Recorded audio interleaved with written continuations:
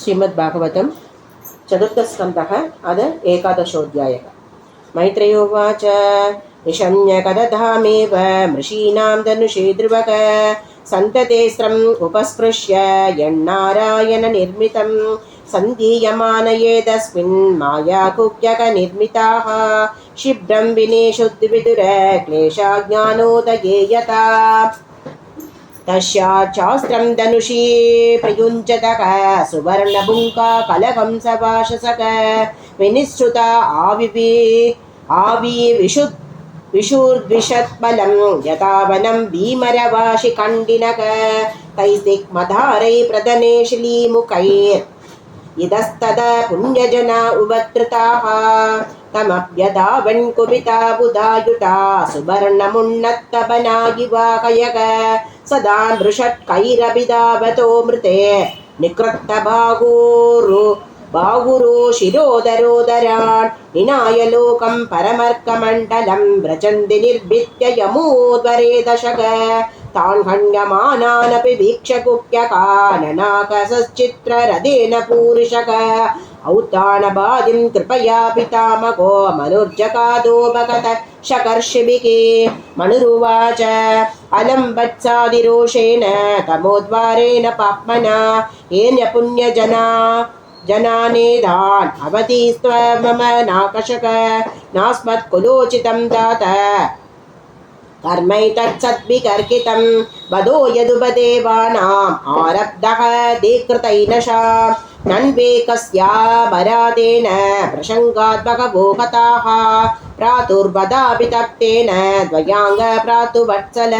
नायं मार्गोकिशादूनां ऋषिकेशानुवर्तिनां यदात्मानं पराकृत्य पशुवद्भूतवैशसं सर्वभूतात्मभावेन भूतावाशं हरिं भवान् आराध्या बधुराराध्यं विष्णु सत्परमं पदं सद्वं हरेरनुध्यातः तद्पुंसामपि सम्मतः कथं दवद्यं कृतवान् अनुशिक्षन् सतां व्रतम्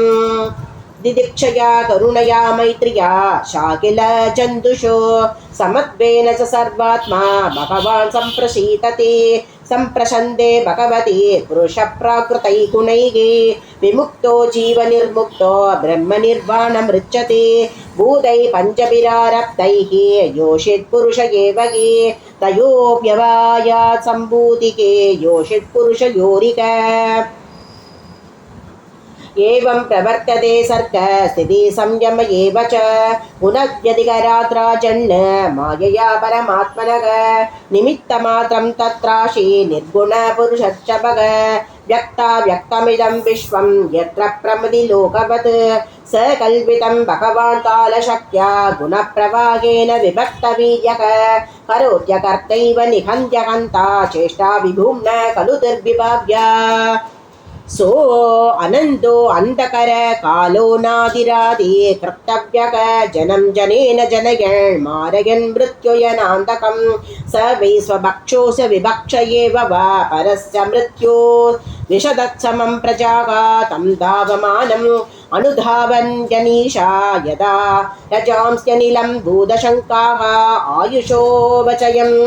जन्तोष तदैवोपचयं विभुगो उपाभ्यां रगितस्वस्थो तुष्टस्य विदधात्यशो केचित् कर्म वदन्येनं स्वभावम् अपरे नृप एके कालं परे दैवं वंशकामं बुधा परे अव्यक्तस्य प्रमेयस्य नानाशक्ति उदयस्य च न वेचिकीर्षितं तात को वेदात स्वसम्भवं न चैदे पुत्रक प्रादुः हन्तारो धनदानुकाः विषत्कदान् अयोस्तास वंशो दैवं